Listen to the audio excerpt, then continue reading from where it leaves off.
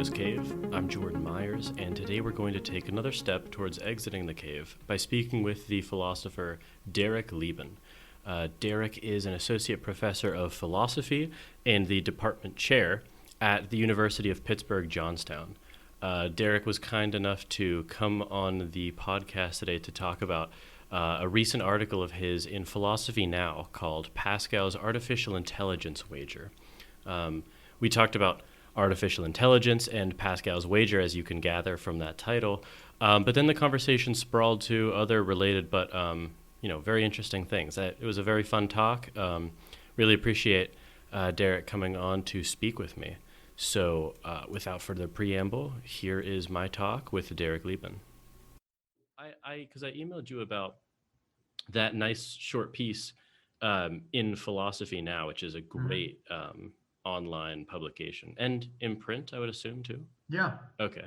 Called Pascal's Artificial Intelligence Wager. I know that it was at least available in August, I think, because that's when I emailed you. You published that in 2020? That's right? That's right. Yeah. Yeah. And it's a very short kind of look into the risks of general AI, which is, obviously a topic that is more and more relevant. But so I'm curious how you conceive of what AI is, because my rather lay notion of it is just that, artificial intelligence would be the ability. So I guess, and we'll get into this, but I guess I would leave consciousness out of the definition. So AI would not have to be conscious, but it has to be able to compute, and in maybe loose terms, think in roughly the same ways that we tend to. Do you agree with that? The term artificial intelligence doesn't really have a well worked out, agreed upon definition. Generally speaking, it means any kind of machine that performs tasks like a human does. More and more in the 21st century, it's meant models that are trained using some kind of machine learning procedure. But machine learning is just one part of AI. It's not the only part of AI. And there are, of course, machines that do some things very narrowly like a human can do. That's sometimes called narrow AI. So for instance, a machine that drives a car by itself, a machine that determines someone's credit score by itself, a machine that, for instance, also recognizes images or faces or produces speech and language. These are all narrow AI systems because they do the kinds of things that humans do. But general AI is something which is supposed to do everything that humans do, and maybe more. And again, there's no well agreed upon definition of what this means, but when people talk about general AI, they usually mean something that does everything a human can do, that can play chess and drive a car and recognize images and use language. It can carry over its knowledge from one domain into other domains. And so I usually, in my own research, focus on narrow AI and the risks and benefits of narrow AI. But I'm also, just as a philosopher and a human, interested in general AI. This is something that is probably going to happen at some point. There are some fun polls that have been done of the computer science community about what people expect or when people expect general AI to actually happen. But at some point in the future, it is likely to happen. And that's what I am writing about in this article is what should our feelings be about this kind of thing? Should we be very worried about it or not very worried about it? And I guess the other crucial piece is that artificial intelligence, when it becomes generalized, doesn't really require us anymore as an input to continue running. And that's where the promise and the danger lies, right? Yeah, so narrow AI might also satisfy that So narrow AI doesn't need a human to drive a car. It can drive on its own. It might not be able to do it well for very long. You know, a Tesla on autopilot can drive on its own without any human input. So that is, in some sense, an AI, and that's an important part of what people usually have in mind when they talk about AI, is that it's pretty free from human supervision, free from human intervention, that it can act autonomously. Autonomous is an important word in the history of philosophy, and it just means making rules for yourself, not doing what other people tell you to do, but making up your own mind. And so that is a big part of AI systems, is that they can act with minimal human intervention. Mm. You opened the piece. I like the way you opened it, and it made me, kind of cynically laugh because you talk about in 2008, the physicists doing an experiment at CERN where some people predicted, yeah, it's very unlikely, but no one declared it was impossible for this actually to just open up a black hole and destroy, literally everyone on the planet, and including the planet. It made me also think of the Trinity test in 1945, how it was J. Robert Oppenheimer's quote, "I'm become death, the destroyer of worlds." Like people literally did not know. There was some non-zero chance that it ignited the atmosphere. Right. And they just did it anyway. Like, we show absolutely no ability to not do something if we have the ability to do it. And you link that to, is it possible that we are rolling the dice in some non-zero way with AI in this same sense? Yeah, so the field of existential threat assessment is a really interesting and weird field. It's one that is not necessarily connected to AI, but in the last 15 years or so, there's been a lot of discussion about the overlap there. Existential threats to humanity are the kinds of things that you might think of as, let's just include nuclear weapons or superbugs, maybe climate change, depending on how severe that winds up being, asteroid impacts, large-scale asteroids, and so how should we think about these threats, these events? And the weird thing about them is that they involve what you might think of as sort of infinite losses. This is something that one of the original inventors of expected utility theory and decision theory, Blaise Pascal, originally proposed. And it's funny to me that as soon as there became a formal mathematical framework for thinking about risks and threats and rewards, Pascal immediately applied it to talking about infinite rewards and God. That didn't have to be the case. But just in everyday life, every time you get into a car, you're taking some risk with your own life. Every time you eat some food, you're taking a risk that you could choke.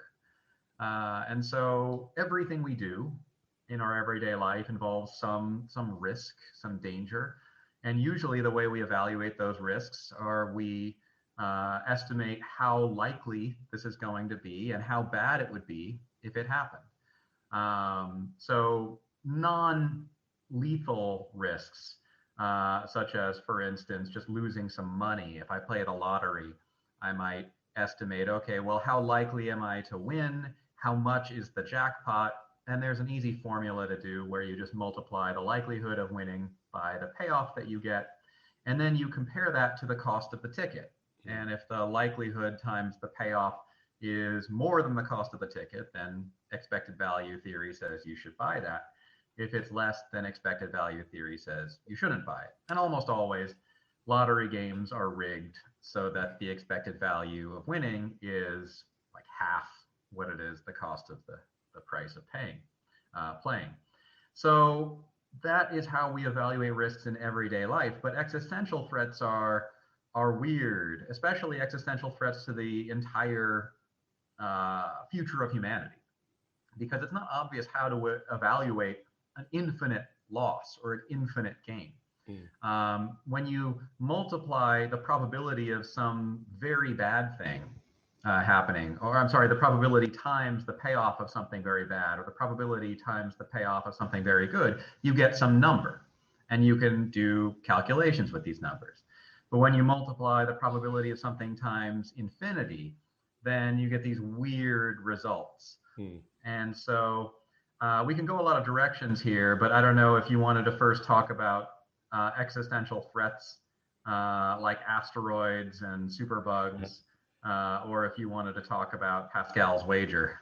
I was thinking Pascal's wager because it really is an interesting way to think about this specifically, because the concept, I don't know, did you come up with this term, the anti-natalism about artificial general intelligence? I liked that. I did, yeah. I actually thought it was funny that the same kinds of arguments that people are giving for not creating AI are similar to the kinds of arguments that people give for not creating new humans.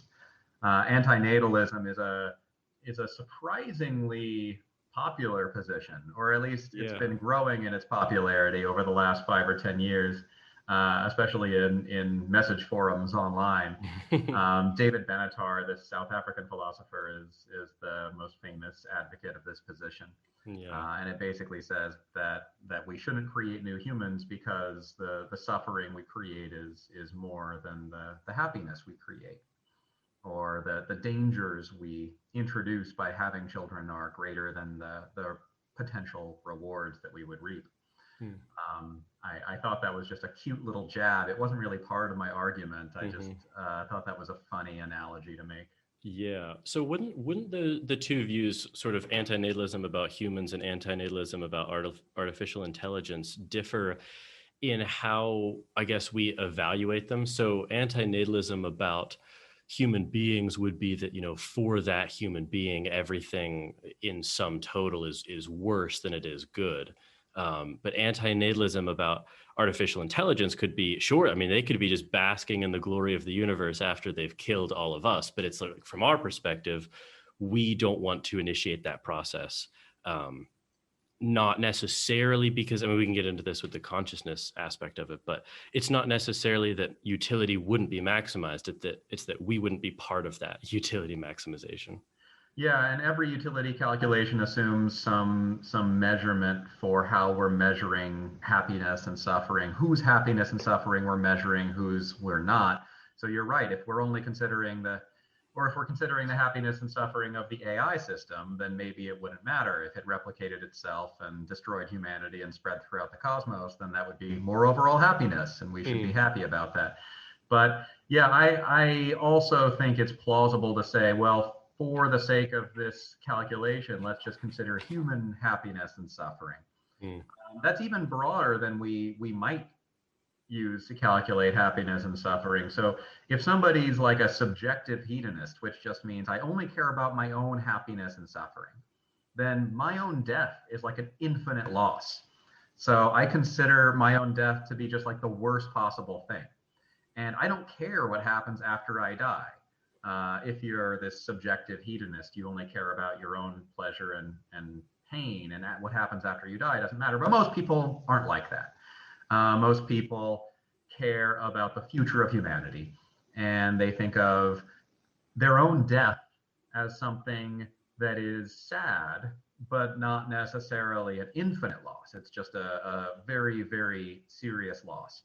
On the other hand, I think most people think that the destruction of humanity, the permanent destruction of humanity, would be an infinite loss in some sense. It would just be the destruction of anything we care about, anything you could ever potentially care about.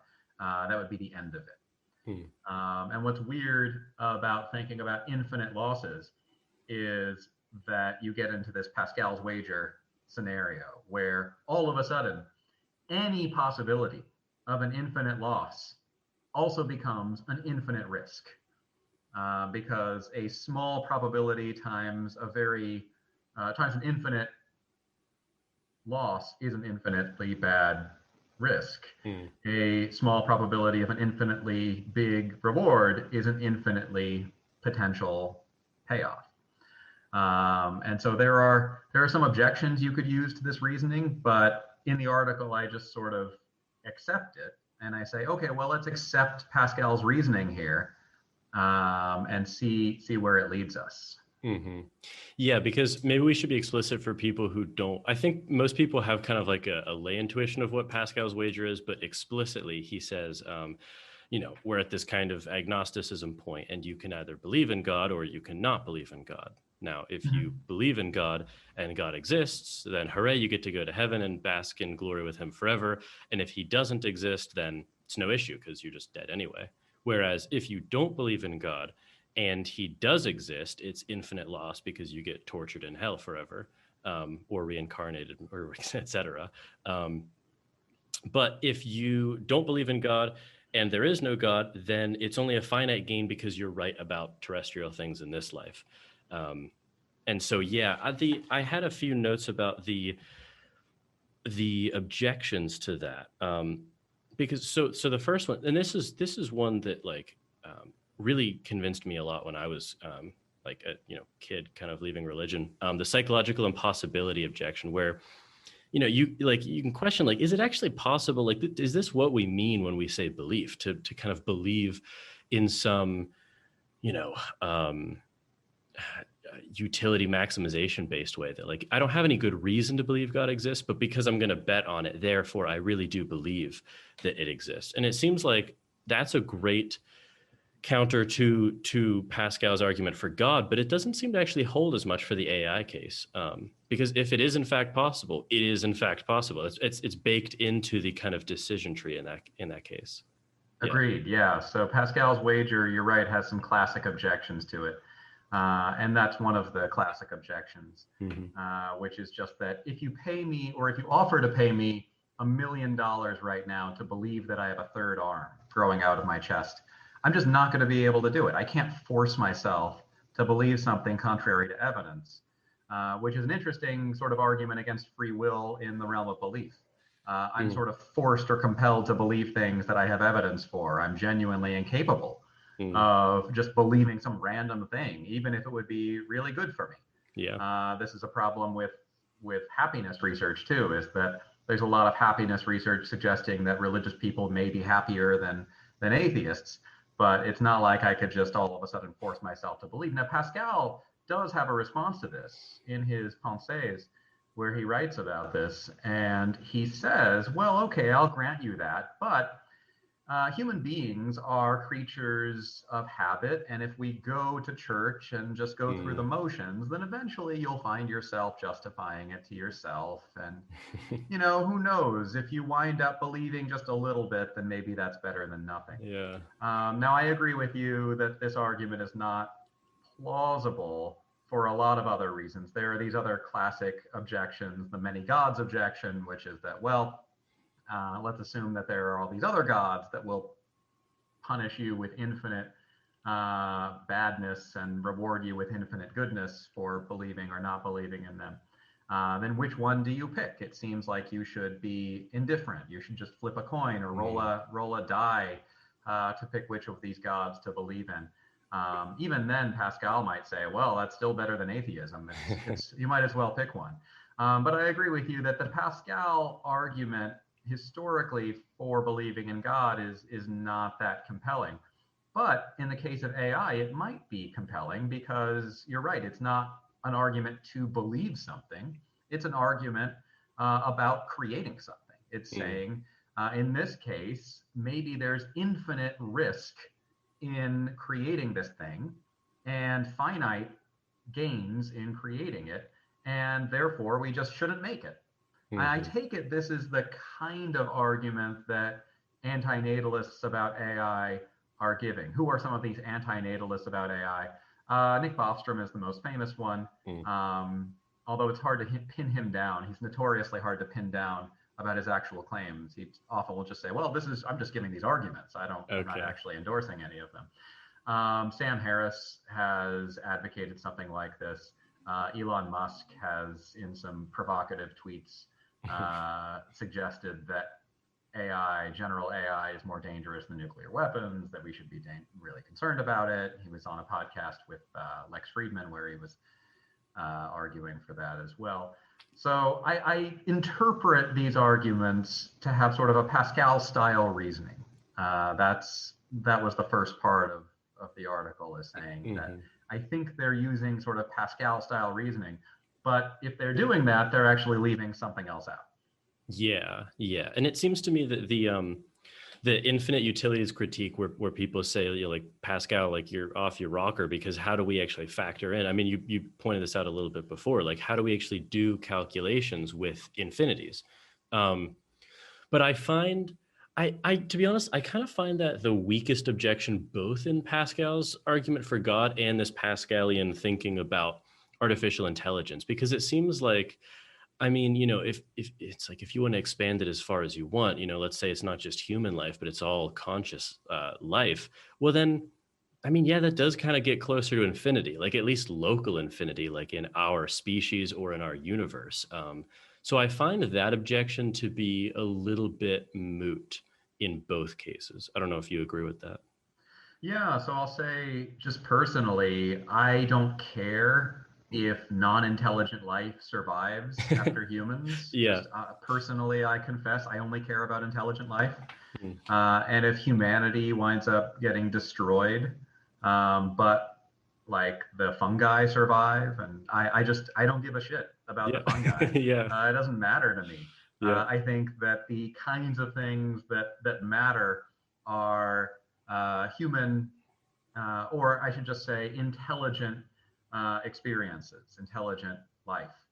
And if intelligent life gets destroyed, then I agree with you. That seems like what I would mean by an infinite loss. That just seems to me like equivalent to the destruction of the universe. You might as well just destroy the entire universe, because if intelligent life is not there, then nothing really matters to me. And again, you could object to that, but this is just how I'm getting the argument off the ground.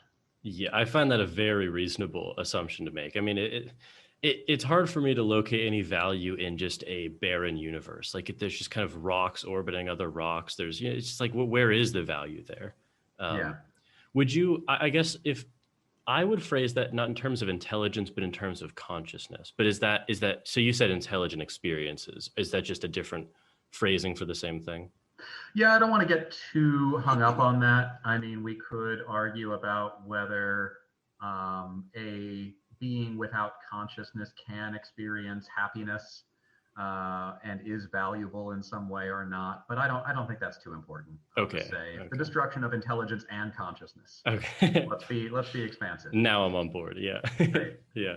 One thing I did want to correct when you were talking about Pascal's wager, or not correct, but expand on, is that Pascal, when he's talking about agnosticism, he's willing to grant the atheist that it might be super unlikely that God exists.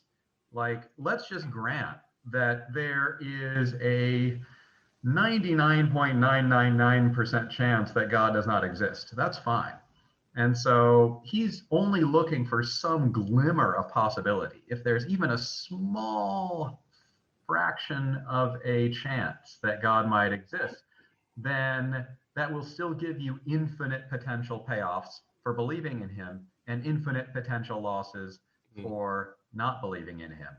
And so when it comes to AI, we might say the same thing, which is no matter how likely or unlikely you think this thing is to destroy humanity, if there's even a small fraction of a possibility of that happening, then the infinite losses that would ensue are just so great that we should not create this thing. They would outweigh any finite gains that we can get from it. Okay. Yeah, that makes sense. Because, I mean, obviously, mathematically, the only way to erase an infinity would be to multiply it by a zero. So anything above that, you know, as small a number as you want, it's still infinity. Exactly. So that vitiates. Okay. Yeah, that makes sense. And that's what I was calling the anti-natalist argument. That's how I characterize that argument. But they argue that it's much more significant than a small fraction of a percentage. That, like Elon Musk suggested, that it might be even more dangerous than the risk posed by nuclear weapons. I don't know. I wanted to ask you, I like asking people about this. Yeah. because my intuitions are sort of shot on these issues. I don't even have any Been in intuitions the field anymore. too long. I Yeah. have Yeah. been, yeah. But on a scale of like, let's say 0 to 100, where 0 is you're not worried about it at all, and Mm. 100 is it's the thing you're most worried about. It's just like maximum worry. How worried are you about, let's say, I'll ask you a few existential threats. So let's say Okay. climate change, destroying humanity, nuclear weapons, Mm. destroying humanity, and general AI destroying humanity.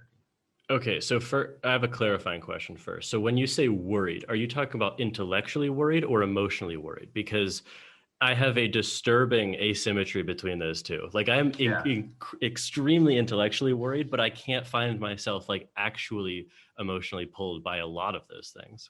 I agree. And in fact, I was being deliberately ambiguous there because you might say, well, when we get in a car, we should be a lot more worried than we are, But right? There's yes, a lot yes. more of a risk in getting in a car than there is a risk in getting on a plane. Yeah, And yet I exactly. definitely feel more worried about getting on a plane than getting in a car. Yeah. So you're right. I was being ambiguous there. I guess I could leave it up to you to interpret Okay. how you want to scale those. Um, It's a good question. So it was climate change, nuclear warfare, or nuclear annihilation, and AI, right? Yep. So yeah, climate change. Intellectually, all three of them are above 50%. It's those seem to be more likely a problem than not. Hmm. Um, I mean, sometimes when I actually think about nuclear deterrence, I mean, like that really does actually ratchet the emotional concern way up. I listened to. Have you ever heard Dan Carlin's podcasts? Oh yeah. Um, he had that one. It was just a short. Well, I was gonna say short 5 hour one, but it like wasn't a series one. Uh, Yeah. on the Cold War and the Cuban Missile Crisis, and I mean, like that actually scared the shit out of me. And Yeah. then, a couple months back to realize that someone like Trump actually had his hands on the nuclear football at one point, or at least had the Hmm. potential. I mean, that does ratchet the emotional severity up for me. Um, but yeah, so all of them are for sure over 50%. It, it would have to like 80s or 90s for all of them, honestly. I mean, like climate change is just going to be. I mean, that's closer to 100%. That might be the highest in terms of in my lifetime, perhaps, surely affecting something. Um, Hmm. because with nuclear deterrence, it's just that one's just that I see that as more of a coin flip or like a dice roll where it's like it either could go to hell or it could not. But Hmm. climate change is like it's actively going to hell unless we do something which we've just shown no ability to do. And I actually wonder if that's very analogous to the AI situation where it's like right now it just seems like we are on the course to have a private company with no safeguards just develop this. Um, and it actually seems to be much more on par with the climate change analogy than the nuclear deterrence analogy in that way. I don't know what you Yeah. think about that. Yeah. So I will. Sorry about that. It's fine. I will come back to this Mm. later because this is actually going to be fuel for my argument later on. But the second half of my little article there, and it's just like 2 pages. So the Mm. second page of my 2 pages is basically saying, hey, there are a bunch of other serious existential threats that humanity faces too, besides AI. Mm. And so the second part of the argument is saying that if you are only worried about the existential threat from AI, you were sort of ignoring the existential threat from these other things Mm. and the possibility, which I take to be a real possibility, that we can only survive these sorts of threats with the help of some kind of super intelligent AI. So if that's the case, then there becomes this other branch on the decision tree where on the one branch we create artificial intelligence that has some kind of infinite risk for destroying humanity. But if we don't create artificial intelligence, then there's also an infinite risk, namely that we can't survive the future without this kind of super intelligent being. And so I call in the paper those two different catastrophes. One of them is catastrophe alpha, and one is catastrophe beta. And if you accept the Pascal style reasoning, then what's weird about these is that they just cancel out.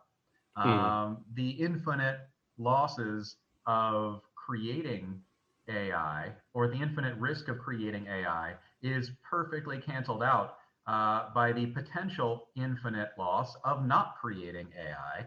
And then all we have to consider are the finite gains and losses that we would have from creating or not creating it after that. Yeah. I had a question about the potential canceling out. It seemed to me, so I didn't want to object to the positive infinity and negative infinity aspect of those because they both seemed, well, I guess it's actually just two sides of the negative, because in one case it's AI that destroys us, in the other case it's AI that fails to save us. So we're being destroyed in either sense. But I was wondering if perhaps they actually might not cancel out if we assign, or have good reason to assign, a different likelihood to those cases being what actually does or would happen. So for instance, like I'm just thinking, if we do create AI and we solve the control problem, then it seems overwhelmingly likely that we will in fact use AI to solve all these problems because we've solved the control problem. But if we don't, then it's overwhelmingly likely that it does destroy us. But I'm just wondering if sort of like, I'm not a person who would have a good idea of the true numbers of percentages here, but if because it's almost like both the negative infinities are still there, but I wonder if a different likelihood that we get to either of those would create an asymmetry there. I don't know. So the good thing about Pascal's reasoning is that if there's, let's say, a 70% chance that if we create AI, it destroys humanity, but there's a 30% chance that if we don't create AI, something else destroys humanity, then both of those expected values are actually equal.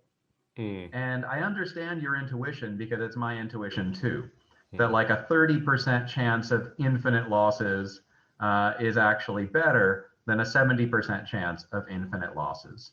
And vice versa, that the 70% chance of destroying humanity is worse than the 30% chance. You might say, well, I'll go with the 30% chance of like climate change and nuclear weapons destroying humanity than the 70% chance of AI. But the weird thing about Pascal style reasoning is that if these are really infinite losses, then they are the same number. That 30% of negative infinity is the same as 70% of negative infinity. Now, I understand your objections here. Anytime you start doing calculations with infinities anywhere, things get really weird.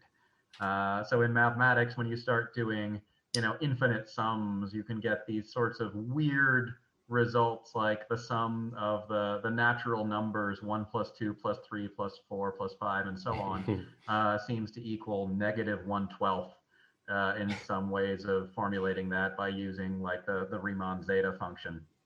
And it's like, well, how does that make sense? It doesn't seem to make sense. That's just one example where infinities seem to not make sense. But if Pascal's assumption is correct, that any probability of an infinite loss is an infinite risk, no matter how small or big, then this argument goes through. But if you just reject that assumption, then I completely concede that this argument doesn't work, and that maybe we should be more worried about AI than other global catastrophic threats. And so on that sort of upshot of it, from how I'm reading you, you seem to say that since these two possibilities cancel out, then the analysis then really does turn to the more kind of terrestrial considerations. I'm understanding you right there? That's exactly right. So then you cancel out, in the article I have this little decision tree, and basically you cancel out infinite loss alpha and you cancel out infinite loss beta, and all you have left are either you have the status quo, humanity survives without AI's assistance, or you have these gains from AI, and I call them finite gains. And that just means AI helps solve all of humanity's problems, right? And so that's finite in the mathematician sense of just really, really, really great.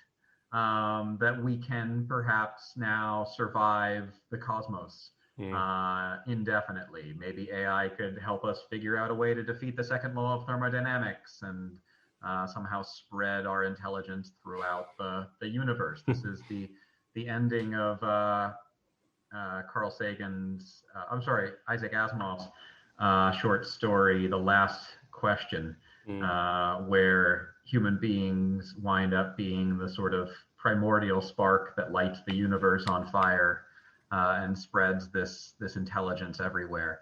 So I'm excited about that possibility. I like fantasizing and dreaming about it. The physicist David Deutsch has a book called The Beginning of Infinity, where he tries to argue for something like that.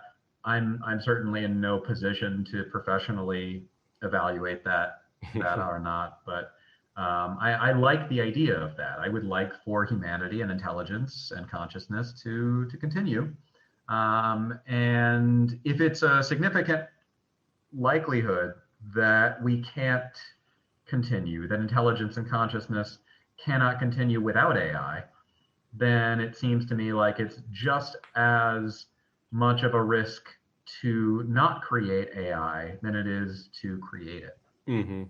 Yeah, because it seems to me that it's at least conceivable that you could arrive at the same conclusion, even if you do allow for these sort of percentages of not only the outcomes, but the percentages of the arrows, for lack of a better term, in your decision tree.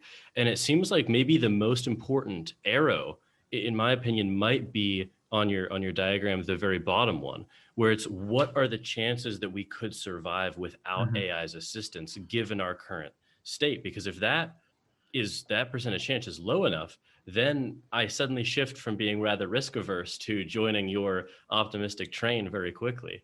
That's exactly why I asked you earlier what your evaluation of the non-AI catastrophic risks is, because if you think it's pretty high, I mean, if you're really worried about humans surviving, which I kind of am, I don't think about this very often. I have other stuff to do.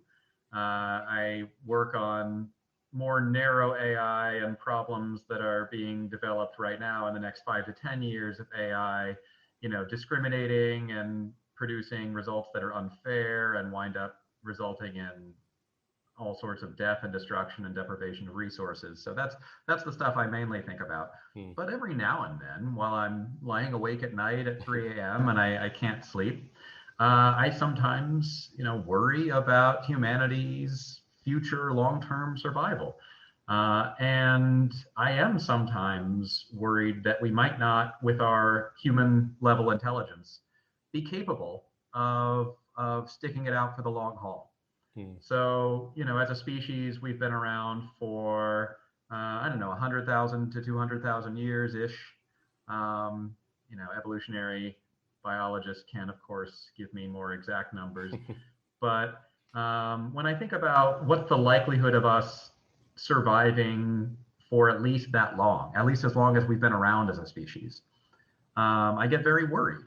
As you pointed out, just in the last 100 years, we've had some pretty close calls. Now, it could be there are some optimists like Steven Pinker who want to say, yes, that maybe we almost destroyed ourselves a few times in the 20th century there. Stanislav Petrov saved us and some other Russians who just happened to be in the right place at the right time. Like this, I forget his name, but there was a third commander on one of the Soviet subs in the Cuban Missile Crisis who, when they were about to launch, he was the only man who said, no, let's not launch. And so it's those moments where, I get worried about not just for nuclear weapons, but any other kind of technologies that might be developed in the next few thousand or 100,000 years that, like you pointed out, might just ignite the atmosphere or create a black hole or something like that. And so human beings, I sometimes get a little worried about. I get nervous about our intelligence. We're not that bright as a whole. There's a famous quote from Newton where he says, I just feel like a child playing in the beach with some pebbles looking out at the vast sea of knowledge. And, that's one of our best.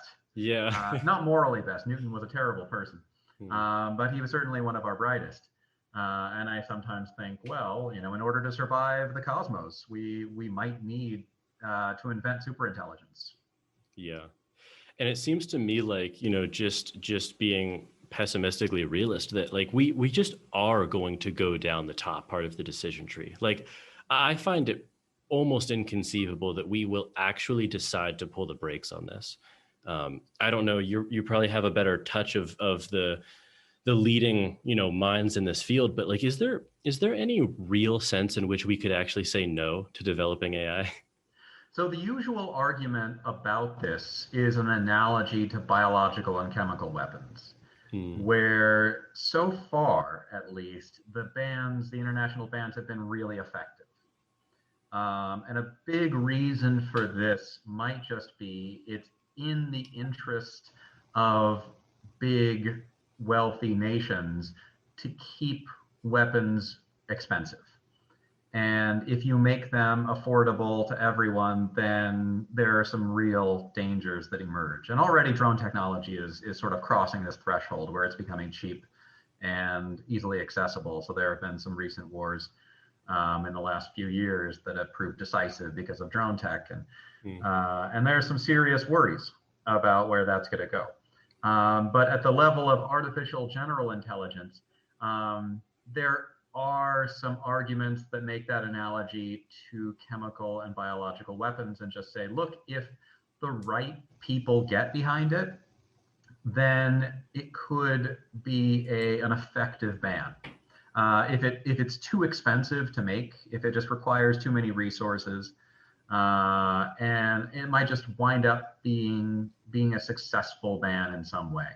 So I don't know if that's going to actually work out, or if in the future it's just going to become so easy to develop an AGI that any just bored CS undergrad in her basement could put together the right components to make it.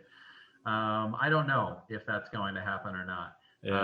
I agree with you about your point about being cynical about humans. I just pointed out I'm a little bit disappointed with our intelligence. That also applies to our other personality and character traits as well.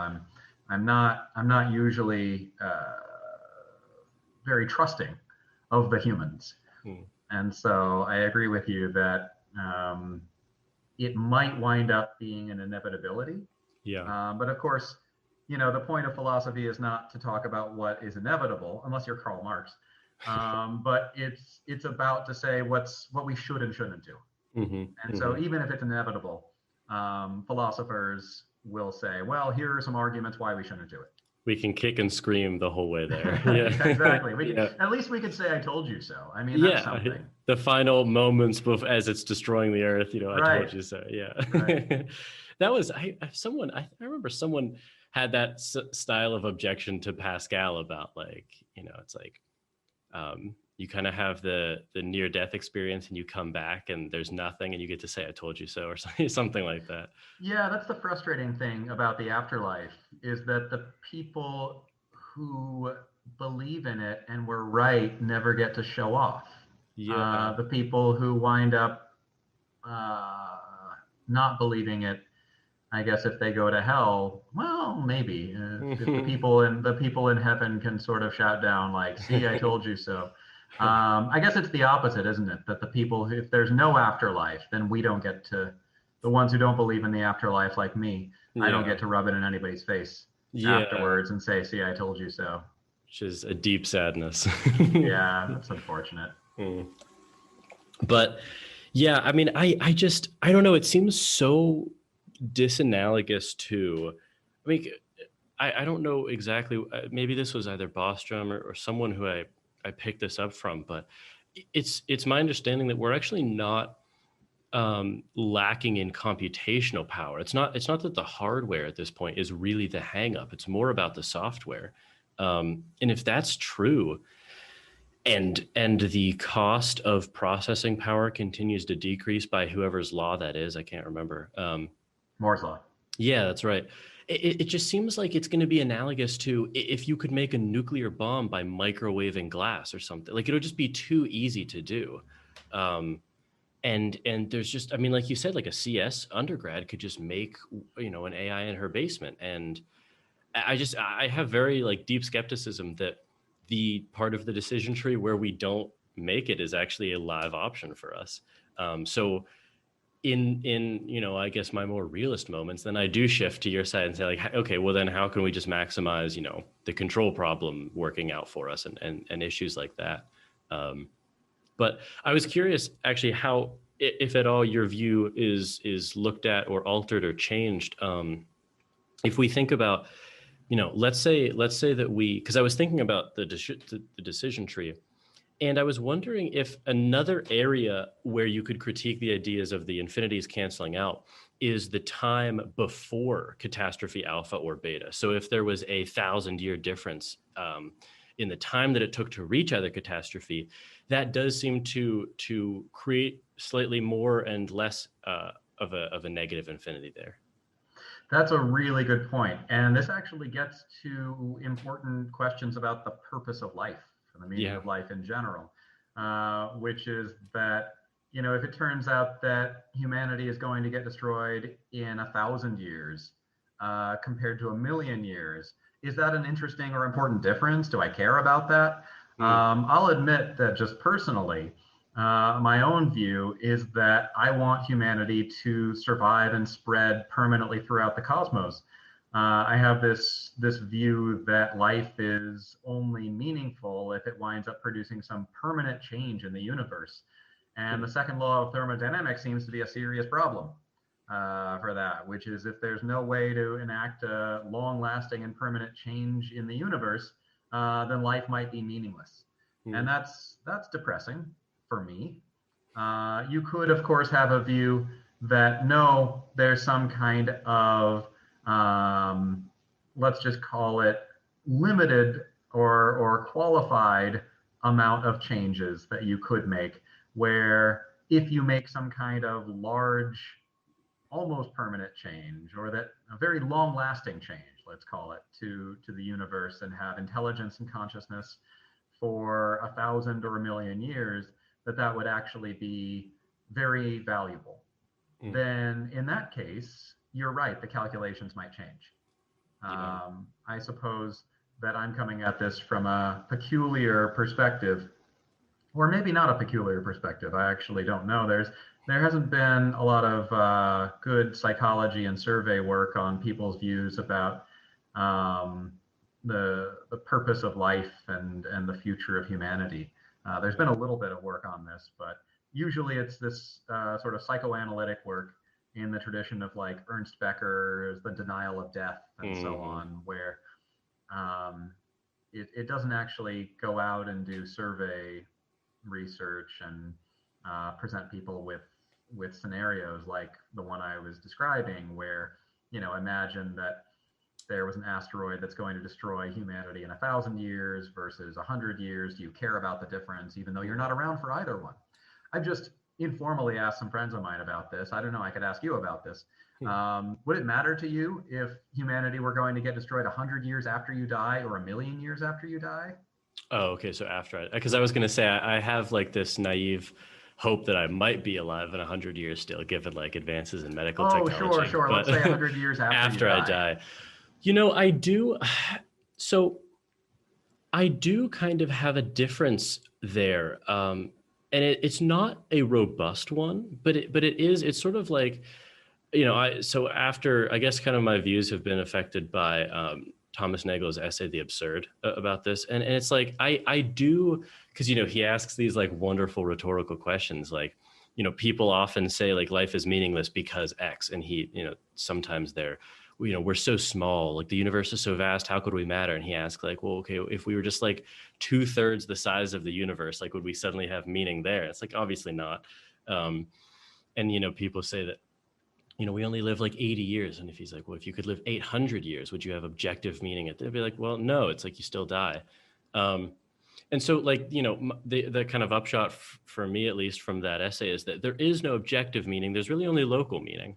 And once I die, any sense of, so objective meaning is not present either when I'm alive or when I'm dead. It's just an illusion when I'm alive. But local meaning is, I believe, something that's robustly there when I'm alive, but it's not when I'm dead. Clearly, because I'm dead.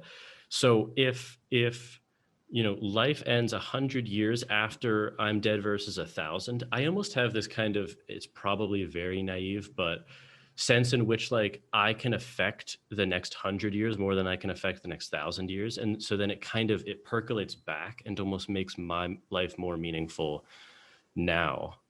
But of course, I mean, there's paradoxes in that too, because if I can make a change, it has the potential to affect more people over 1,000 years if it's a big enough change than 100 years. So I think there's a lot of intuitions that when you compare them are very poorly aligned in this field.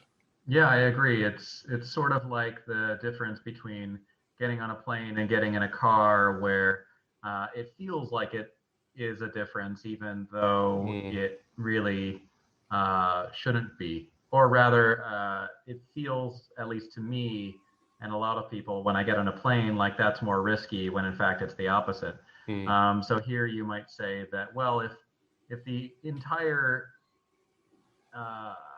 population of intelligent and conscious beings are going to be destroyed at some point in the future, excuse me, then who cares when it's going to happen?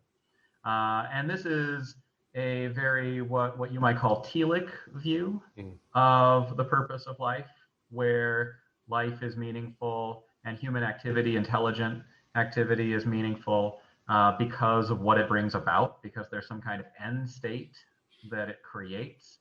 And you're right, this is a less popular view now than it used to be in the past. But it's one, I admit, I still find personally very plausible. I like to ask friends of mine and annoy them at dinner parties, when we used to have dinner parties, about, if you knew that an asteroid was going to destroy all of humanity in the next, let's say, 5 years versus the next, 20 years or something, would you change things about your life? Would you do things differently? And it seems like people would, but I'm not sure if that makes sense. I'm not sure if that's irrational yet. Yeah. It seems clearly less rational when you make it a small difference like that. 5 versus 20 is like that. That's still just, 5 years and 20 years can be so similar. Because it seems obvious that, like, if I was going to die in a week versus I was going to die in 40 years, then there is some way in which it's like perfectly reasonable for me to just kind of go hog wild for the next week or whatever, but like, so I don't know, when you make it 5 versus 20, I guess maybe there's like an underlying skepticism that you should live in a way like how could you live in a way that's sustainable for 5 years but not for 20? It's like I feel like there's some creeping intuition about that. Yeah, so you're saying, when you say hog wild, I assume you mean kind of sex, drugs, and rock and roll, like hedonism. Yeah, go AC/DC style. Yeah. Right, and so you're saying the question is, if you're let's say a long-term hedonist, which means that I just want to get as much of it in as I can before I die, then the question is, why do we even care about the future of humanity? Because I'm not going to be around to experience it. It's not something that I will be conscious of. Why do I care about the happiness of other people? This is a foundational question in ethics, but also in questions about the purpose of life. I know I've gotten us onto sort of a weird tangent, but yeah, no, it's a good one. Yeah, I think it's important for thinking about these sorts of existential threats, because what we're doing is we are essentially saying, let's assume that AI can help us to, and by us, I mean intelligent conscious beings. AI can help intelligent conscious beings spread throughout the cosmos and survive, let's say, indefinitely. Somehow defeat the second law and just completely create all of every single point in space-time into an intelligent conscious entity. If this is possible, then it seems to me like this is a really, really awesome thing.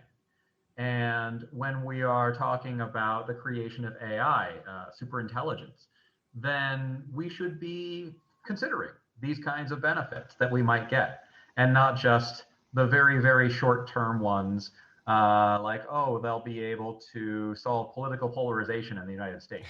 Well, that's great. I want the Trump signs taken down because it's 2021. Yeah. But at the same time, I would also like all the space-time points in the universe to be conscious and intelligent and their own unique beings who each coordinate with each other in interesting networked ways. I'm just spitballing here. Yeah. But this is something that I would love to happen, and I think it might only be possible with super intelligent AI. Now that's an interesting way to argue for it, because it really does. It sort of it puts at least on par, maybe not the exact same par, but it puts them in the same ballpark. Well, we could die from not solving the alignment problem in 100 years, but we're all going to die anyway. Like, we know we're going to die anyway, no matter what.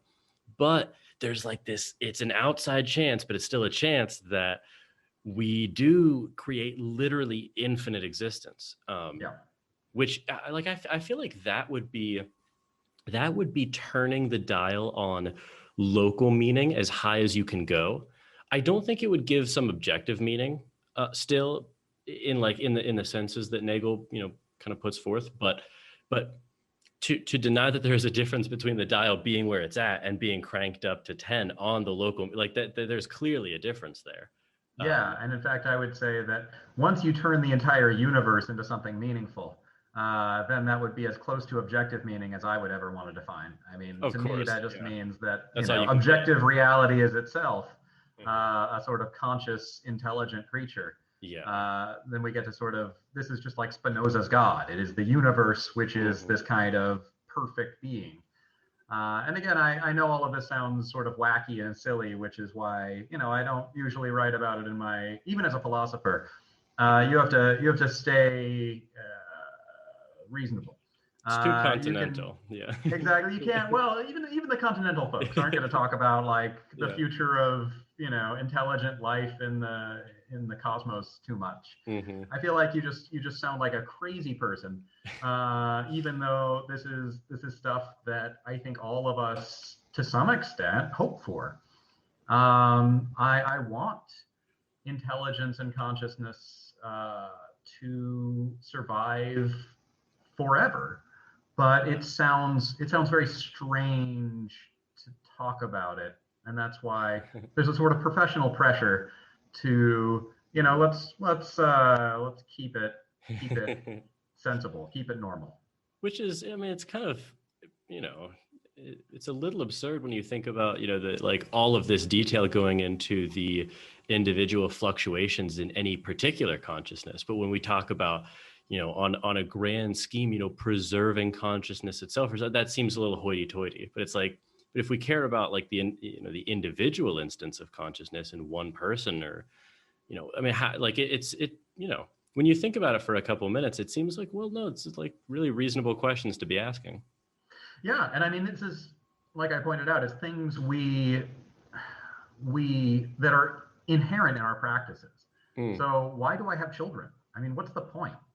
It's not making me happier, and I'll tell them that to their faces. That children do not make you happier. And even if they do, you can pose the counterfactual question, which is, would you still have them even if they made you miserable? And almost everybody who was already going to have children will say yes. Clearly, being happy is not part of the causal reasoning that is prompting you to have them. So then why are we having them at all? And most people just don't have a good answer to that question. Yeah. Which is why I sort of included the jab about anti-natalism Yeah. there when talking about opposition to creating AI. When you think about having children, it's this weird sense of I want to live forever, or I want a part of me to continue. Maybe not my memories and my personal identity, but something about intelligence and consciousness and my actions and the things that I do in my life will have some impact on the future of humanity. And Yeah. it's strange to think about, but that is why most people have children. I conjecture. Yeah. Yeah, it's weird. It's like it really surprised me that people actually do answer yes. Like if granted that having kids would make you, like, my answer is just no there. Like if it like and I guess I'm weird for saying that, but like my answer is just simply no. Like Maybe I'm weird. maybe I think we're probably both in different ways, but As a philosopher, what I can say is that we're just outlining two different positions here in the yeah. space, which Yeah. is great. So you can outline here's the hedonist position, or the sort of long-term hedonist position, who says, I'm just doing these things to be happy and to experience happiness, and I care about other people's happiness as well, and I want to maximize the total amount of happiness that exists. But I am outlining a more, let's call it old-fashioned, you might even call it ancient position that says that it's not about I don't care about my own happiness or the happiness of others. I care about making some permanent changes in the world that will, in some sense, last forever. Yeah. In which, Benatar calls you a monster for doing so. Yeah, Benatar is not a fan of the fact that I have created not just one, but two people. No. Actually, another tangent I wanted to ask you about. Do you have a view about the, I guess, source or the hard problem of consciousness, and does that affect your views on AI? That is a difficult question. I do not have an official position about the hard problem of consciousness. Most of my research allows me to conveniently sidestep these problems because I just have to say something like, okay, well, if we create either a narrow AI or general AI, what are the risks and the benefits to these things? What kinds of harms can they do? And I don't usually have to worry too much about the harms or the benefits to the AI system itself. But there are some of my colleagues who do think about this problem, about the question of if you create an artificial general intelligence, does it begin to have some kind of value? At some point, should you consider its own pleasures and pains when making these calculations? This is also related to the question of having children. When you talk about having children, it's strange to say, well, I'm doing it for the sake of the child. Just about nobody says that because these people don't actually exist yet. Yeah. But then once they exist in some sense, then all of a sudden you have to consider their value and their interests in some way. But the unsatisfying short answer to your question is I don't have an official position about that. Personally, my view is that if you create a machine that is complicated enough that it will have consciousness in some way, and here complicated, again, I have no idea what that means. My favorite theory of consciousness is Giulia Tononi's information processing theory, is integrated information theory. That's my favorite, but that's just a personal favorite. I think that Tononi has done some really, really great work with trying to empirically validate his hypothesis about consciousness. It's almost, I think, the only game in town when it comes to a scientifically rigorous theory of consciousness. That's not the only reason why I like it. I think, generally speaking, that integrated networks are a really robust way of thinking about relationships and consciousness and identity Yeah. as well. So that's my perhaps unsatisfying answer, which is I think that I'm a materialist about consciousness, unlike, say, David Chalmers. I believe that if you create a system that has enough of this value that Tononi calls phi, that it will be conscious.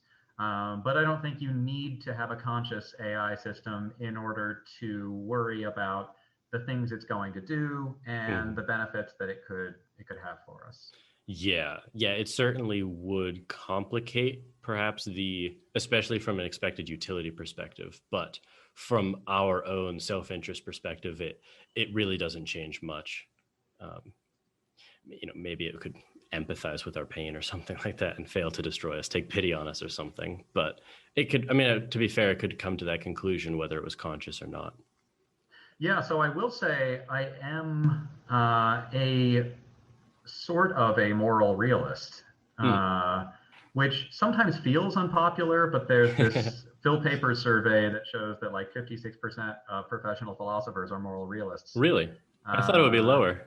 Yeah, it's surprising. There's also some work from psychologists philosophers and psychologists like Goodwin and Darley and Nichols that tries to argue that most people are intuitively moral realists. But that's not, of course, an argument. That's just some psychology. Sure. But I think that there's good reason to believe that a super intelligent being actually would discover the value of intelligent and conscious beings and respect us and care about us. So this is a separate issue. This is getting beyond my little Pascal's AI wager article. This is actually another paper I've just written, and I don't want to get too deep into the details about it. But I suspect that if there are objectively real moral facts, that you would expect a super intelligent being to be very good at identifying those facts and reasoning about them. And therefore, we might have less to worry about in the other branch that I put on the diagram of AI destroying humans if it turns out that moral realism is true. Interesting. I guess as a I don't want to force you to talk about a paper that's still secret yet, but as an assumption maybe on that side is that if it were not conscious, it would have to be able to discover the principles that ground the moral realism non-experientially. So for instance, if you're a moral realist of some sort of a utilitarian bend, it's conceivable at least that arriving at that conclusion would be dependent on the agent thinking about that, to itself experience the differences between pleasure and pain, and then be able to apply that to what is likely other conscious creatures. Yeah, so I don't want to say that an AI system would need to actually believe or think or care about these moral claims, just as long as it acts according to them. So for instance, if an artificial agent, and now I'm calling it an artificial moral agent because it's discovered the moral fact, if it acts respectfully towards other humans, then to me, that is at least minimally a win. Now, of course, there are going to be, for instance, our good friend Immanuel Kant is going to say, well, if it doesn't actually believe those things that it's acting on, then it is not an agent worthy of our mutual respect in some way. And that's fine. I'm not going to get too worried about that. As long as, for instance, this artificial moral agent is capable of identifying facts that cause it to respect and care about humans in all the way that we respect and care about each other. And it might even be better than us at doing so. It could easily the fun thing. Yeah, there's an article in a book called Robot Ethics 2.0, edited by Pat Lynn and some other people, where I think it's Peterson argues that a superintelligence might also be super ethical, on the grounds that if it were super intelligent, it would be very, very good at discovering facts about respecting others and creating more overall happiness. You mentioned Sam Harris as one of the kind of like people in the public sphere talking about this. He made one point that I really liked a lot, which is, this would force us to clarify what ethics or what, systems of ethics we respect and which ones we don't. It's not, no one's going to be a moral relativist when we're programming the AI. Exactly. Yeah. Exactly. And that's, I think, a great benefit to robot ethics and AI ethics is that it actually forces ethicists to be more specific about what we mean by things like respect and consent and benefit, and even things that are well worked out in the law, like discrimination. I mean, there's been decades of discrimination law, but only recently it's emerged that, for instance, an automated system that is evaluating credit scores cannot actually, it can exclude facts about your gender or your race, but it can use other features that are correlated with those in ways that wind up being producing outcomes that are disparate. And so the question is, okay, is this a case of discrimination or not? And these are new kinds of questions that actually force us to get clear about what we mean by things like discrimination and respect and dignity, which I think is great. Because we no longer can sort of wave our hands and ambiguously say, well, you have to be a person of good character who just has all the virtues. You have to be wise and temperate and just and beneficent and non-maleficent. And it's like, okay, what does that mean? Program that into a machine. I have to know how to do it because I'm making this machine right now, and the machine is going to be driving around on the street, and I have to know what it's going to do. Yeah, it really does. It does shift us from, which is not to say that something like, Aristotelian virtue ethics isn't valuable to humans, but really, I'm a fan of it. I was joking. I saw you had Patrick Lee Miller on the show, and I'm good friends with Patrick. Okay. So. Yeah, we discussed a few Black Mirror episodes that were interesting. Yeah, I just tease him and others about virtue ethics. I think it is actually a very valuable theory, but I also think it has serious problems with ambiguity of that sort. Where, for sure. If you try to clarify, okay, what is wisdom and temperance and beneficence, you get a little circular. Yeah. No, for sure. But yeah, no, I share your excitement about the clarifying nature of actually developing these systems, because we're not just going to be able to allow anything at that point. I'm realizing also though that we're closing in on your hard stop, so I wanted to give you the opportunity just to plug anything that you're doing. Where can people find your work, get in contact with you, etc.? Yeah, so I am. Let's see, where can people find me? Well, they can always email me. I'm an academic philosopher. I get a ton of emails and I try to respond to them. Let's see, plugging things. I don't know. I have some articles in the works. I have some projects going on, but God, I really feel like I should be more good at self-promotion at this point. I will include links to things like your website, for instance. Yeah, you could look at derekleben.com, and that's going to have updates on all of my media appearances and articles and events, anything that's going on. I'll put it up there. Awesome. Derek, stay on the line, but thank you so much for doing this. I really appreciate it. My pleasure. Okay, well, I hope that you found that episode as interesting as I did. Like I said, it was very fun to talk with Professor Leben, and if you want to find out more about his work, I will leave links to both the article that we reference and all of his other work in the description below. If you want to support this show, you can do so by going to patreon.com/Jordan Myers. You can share this show on Twitter or on social media. You can rate it on Apple Podcasts. You can like this video on YouTube or on your podcast player, or subscribe on either of those things. You can discuss it on your own show and link back to this one. And you can also connect me with or recommend guests or topics to cover on the show. You can get in contact with me at platoscavepodcast@gmail.com or on Twitter @Jordan_C_Myers. And as always, thank you for listening, and keep struggling to escape the cave.